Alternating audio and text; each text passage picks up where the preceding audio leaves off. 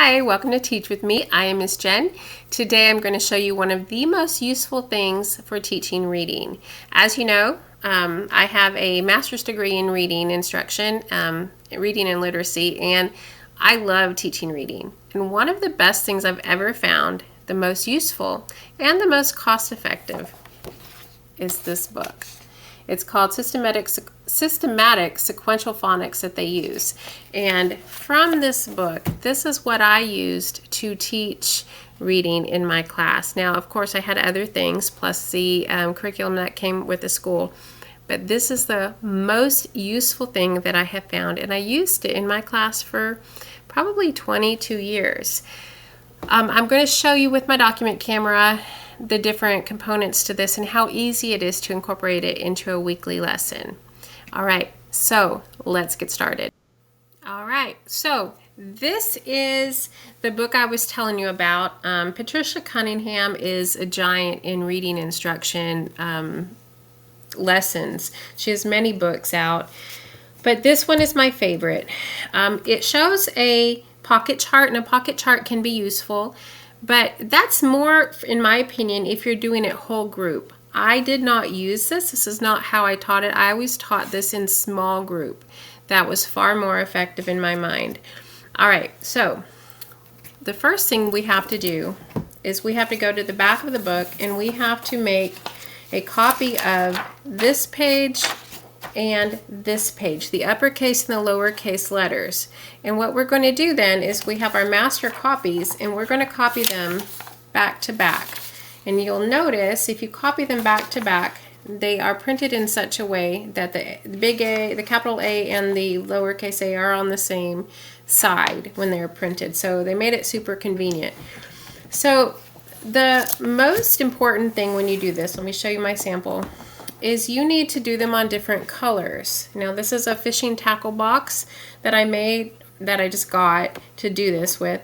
It didn't have enough dividers, so I kind of jerry-rigged my own, so let's ignore that. I just want to kind of show you what I did. All right, so you want to have some way to divide it because you're going to be using this every week. You want an easy way to put it in the, to organize it so you can find your letters quickly, and I'll show you why in a minute. But back to the colors. You need the vowels to be on different colors. I chose yellow and I chose blue for the consonants. So yellow for vowels, blue for consonants. Because when you're teaching reading, you need the kids to understand that every word needs to have a vowel.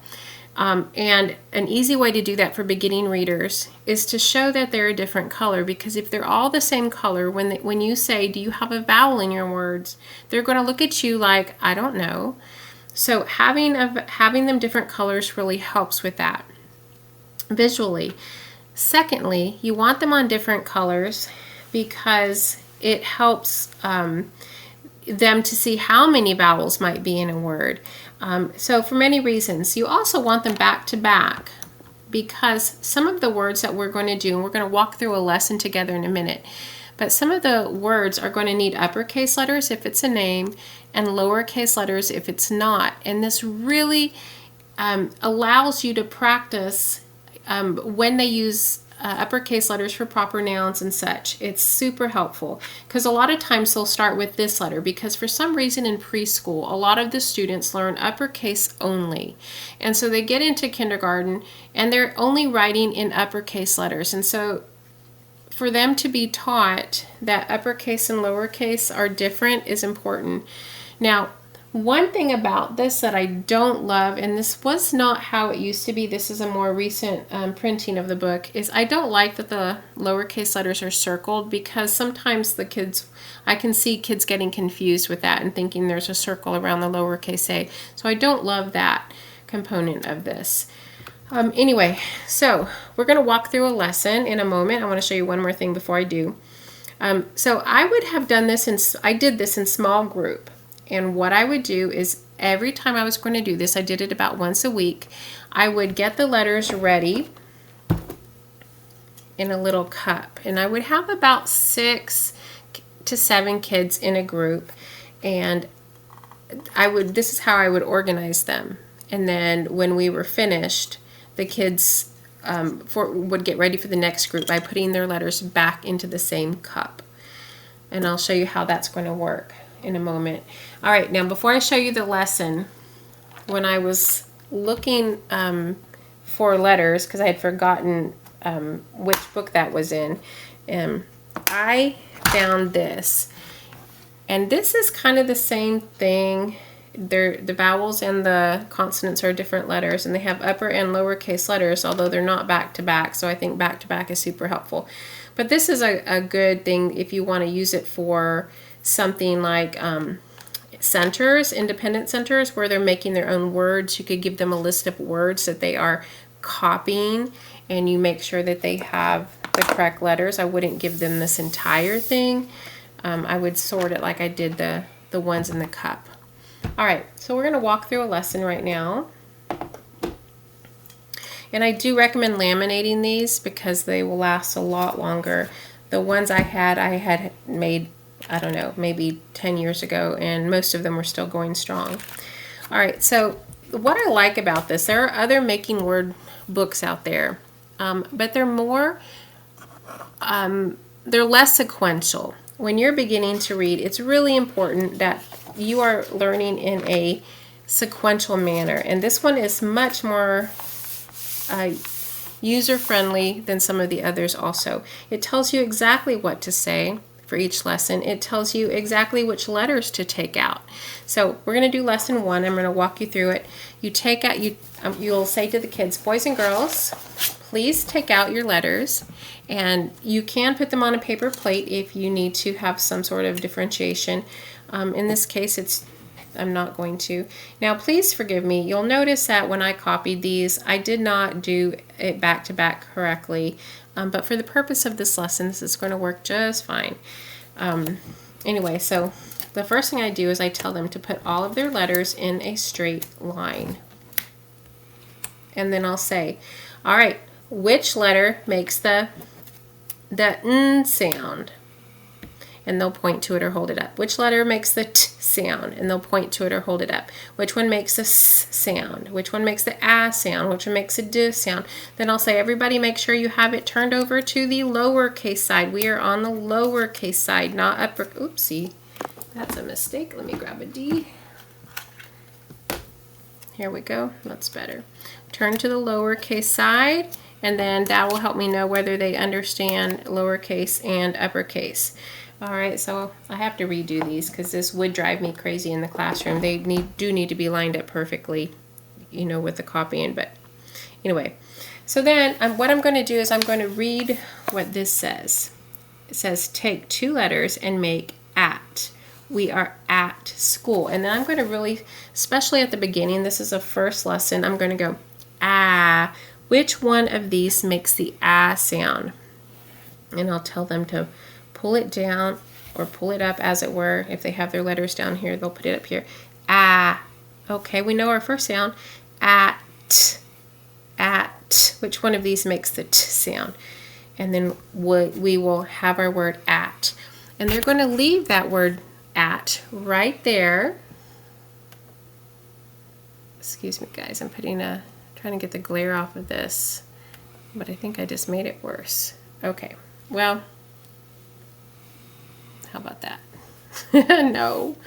Ah, the sun is shining out. I either do this and it's too dark or it's too bright. Let me try to get it where you can see it. There we go. Okay, that's a little better. All right, so the next one says, take the T away and add a different letter to make an. I ate an apple. So then I'm going to say, okay, take the T away. Now, which letter makes the the N sound? So that you have an, and then they'll put that there. The next one says, add a letter to an, and you can spell and. So first we figure out what letter it is we need, and they'll say D, and if not, you help them. And then where does it go? Does it go here? D, and? No, it goes here, and then we touch each sound. We go and. I did that wrong the first time. And. Okay, then now we're going to do a trick with and move the letters around and so that they spell Dan. So d, d, d. Which one is that sound? That's the D. Yay. D and Dan is a name. What do I need to do with that? I need the uppercase. D and okay. Then it says take the D away and add a letter to spell tan. Ooh, which one of these would that be? Tan. There it is. Tan. And so I'm not going to go through the whole thing. I want to show you one thing though. The very last word is always a secret word. Add one letter to sand and you can spell another word, and then there's a secret word where they use all of the letters here, and in this case the word is stand. So you can see how useful this is. This is a really functional lesson, a word that is purposeful, that gives them the practice they need with sounds, and is easy to organize. And then at the end, you can have all of those words that they have made pre-written on a card and have them read those words and see if they can sound out the words that they just made. All right? So then at the end, what I would do is they would put them back in the cup. And then at the end of the lesson, when I was done with all of my groups, my last group, I would say, okay, everybody, hand me your A's, or hand me the letter that makes the ah sound. Everyone hand me the letter that makes the t sound, and they'd put it in my hand, and then I'd put it in the spot. So what that does is it gives me an easy way to organize and another little bit of practice. Everyone give me the letter that makes the n sound, the d sound, the s sound, and then now it's all ready for the next time I use it. So I hope that was helpful. Remember, this is the book. I'm not getting paid for this book. I'm not endorsing anyone. I just want to tell you this is a useful book. All right. If you like this content and you found it useful, please like, subscribe, and share.